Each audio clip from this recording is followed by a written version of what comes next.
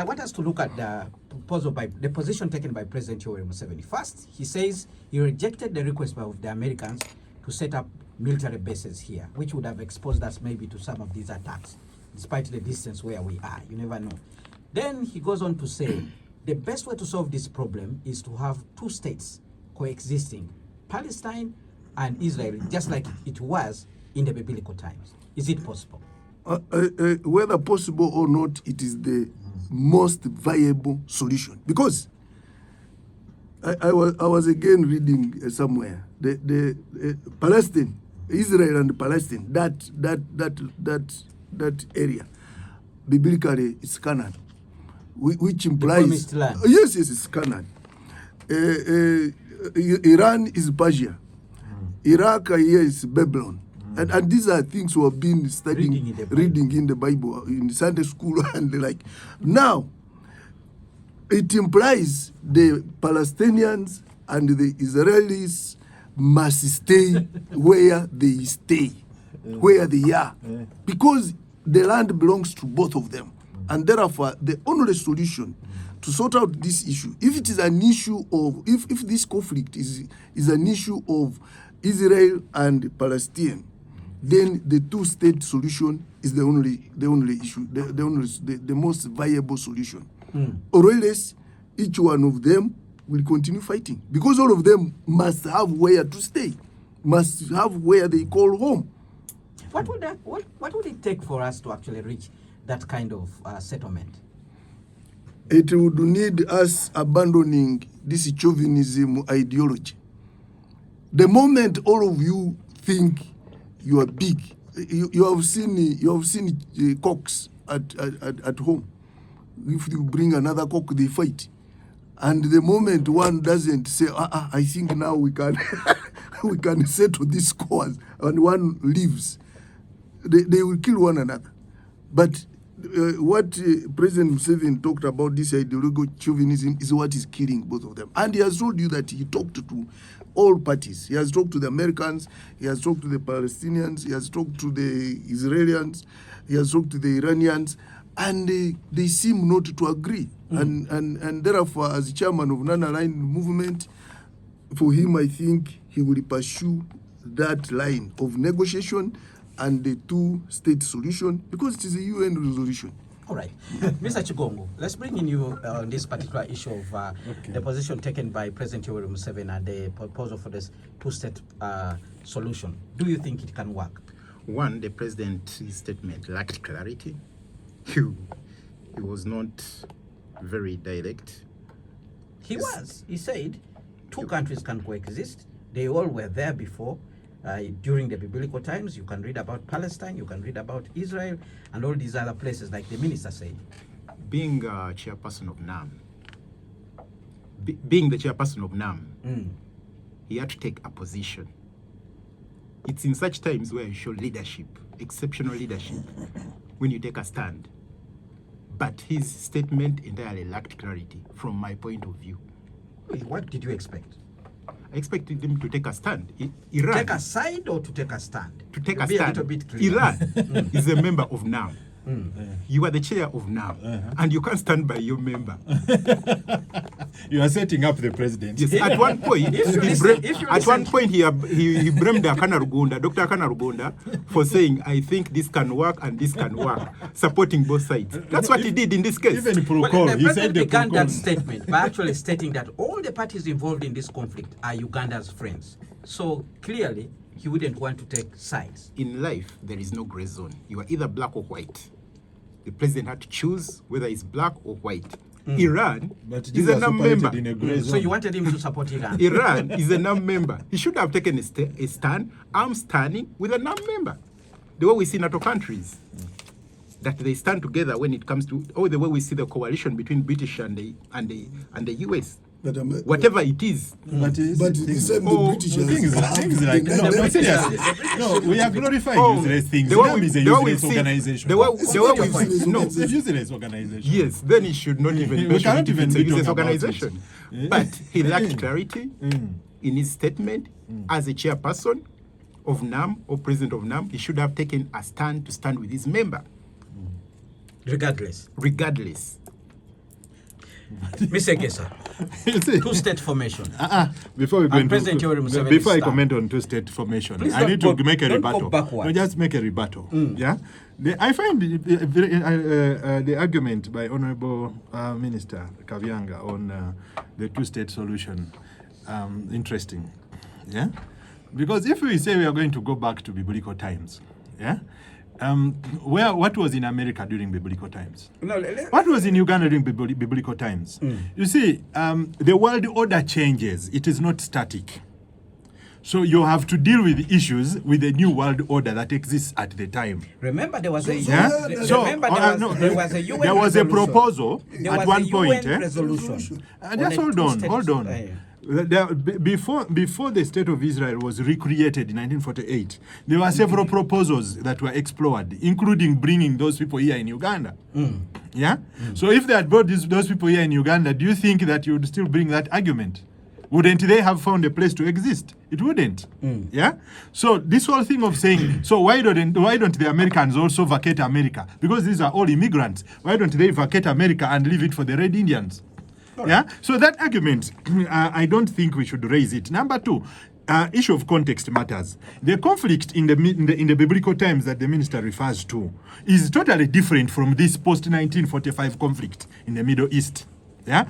The players, the geography remains the same, but the context is totally different. The conflict in the Middle East, which post-1945, is a creation of American imperialism.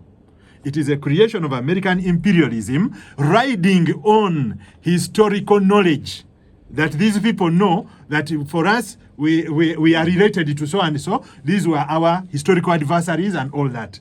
So if, for example, the proposal to take the people of Israel in another place, in a different geography far away from there, had carried the day, Americans would not have that advantage of manipulating. This is actually Americans manipulating these people's history and beliefs.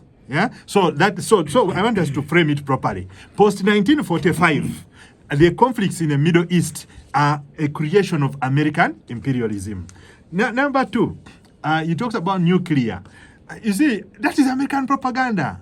You see, the debate here is not about nuclear because it also falls through. India has atomic bombs. Pakistan has atomic bombs, and they have acquired these and tested them post 1990. Yeah. So, are you telling me that they created them without the Americans knowing? They knew. Are you saying that the Americans believed that India and Pakistan would be very responsible? No. Just a moment. Between America and North Korea, who is more detrimental to the world? It is America. America destroys the world more than North Korea. So you cannot come here and you use North Korea as a bogeyman. This is American propaganda to use North Korea as a bogeyman. How many people has North Korea killed in Asia alone? Zero. You can talk about democracy. There is even no general acceptance that democracy is the best form of government. And what you call democracy is Western democracy. It's not agreed generally that is the best form of government anywhere.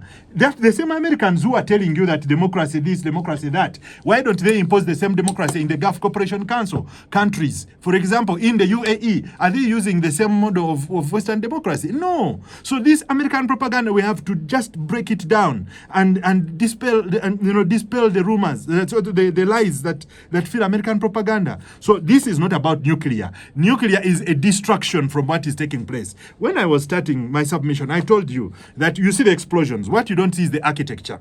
So what we are not seeing is what they are trying to do. At the end of the day, they are redefining energy order. When you redefine energy order, you redefine global finance. Yeah? And when you redefine global finance, you also redefine military domination or military dominance. So America has to remain on top. And they keep shifting strategies, but at the end of the day, the end result is the same. When they brought COVID-19, yeah, they said it started from China. Yeah, it started from China. But then at the end of the day, what happened? It prevented China from overtaking America as the largest economy. Between 2010 and 2019, everybody had been projecting that America is going to be overtaken by China as the largest economy. That did not happen. Why? COVID-19. It was an intervention, a bioeconomic weapon. Yeah. Right. Now, the good thing is that time has vindicated us. So this whole thing of talking about two-state solutions, is still a proof that America exploited historical grudges that existed between these people, collected the Jews from wherever they are. Who said that the Jews had to go back there? No, nobody. Why was Trump's grandparents born in America? The great-grandparents, were they born in America? No. You cannot say everybody will go back to where their grandparents were. All right, I want to put certain things on record. First of all, we do not have any confirmation, any scientific confirmation that it's the Americans who brought COVID-19. So that one. No, Kenneth, you should follow these things. We haven't gotten that. No, Kenneth, you are not following the international news. That's a in reality. America, actually. All right. I'll also say maybe you are reading some propaganda. But what Mr. All right, let's go to Mr. Kigongo before we end up with we close with the minister on this particular topic. Yes, Mr. Kigongo. What Egesa forgets that these are extremists, religious extremists. You can't allow them to possess the nuclear programs that you are dismissing that actually do exist. Without guardrails, North Korea would be detrimental to the entire world.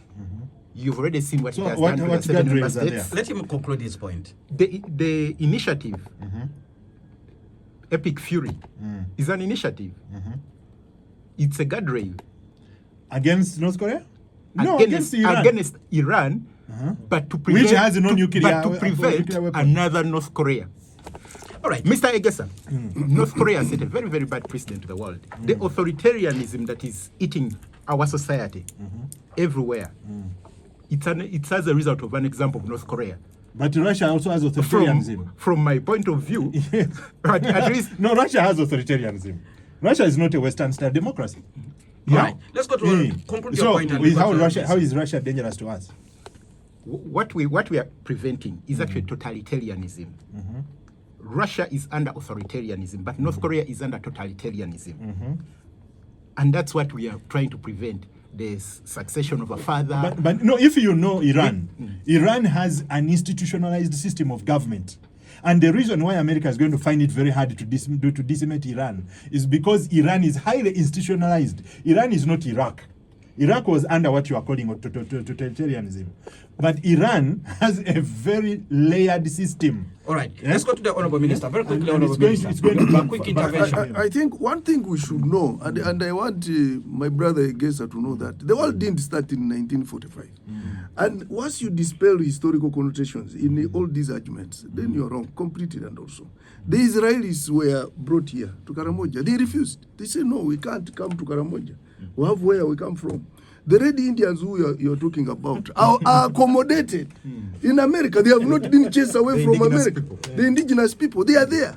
And they have not been chased away from where? From America. No, they were killed. Whether they were killed, but they are still there. Remnants are there. You are getting me? Because they are killed. Those were invasions. The Aborigines in Australia. There were invasions at that time, but they have not been chased from there. And therefore, you can't say now, Red Indians, where they are in America. They are still there. Even if you go there, you will meet them there. They are those Americans who have gone there, because America is a new state, you know that, and with these different nationalities. But those nationalities who came to America, even they have not Iran is chased. a new state. But Iran is not Persia. It is a new state. exactly, but I think America will be making 250 years this year. Because Iran is the name Iran came in just 1935. Yeah. That's when they changed it to Iran. Exactly. And obviously there are so many global dynamics. People have migrated. People have, even Ugandans have become British. You're getting me? But still, Uganda is still Uganda, and there are some Ugandans who are there. So let those two nationalities, the Israelis and the Palestinians, if they are Israelis who still want to stay in that area and Palestinians, let us go for a two-state solution. Right. So that each and every nationality knows where they belong. Alternatively, why don't they make one state and agree?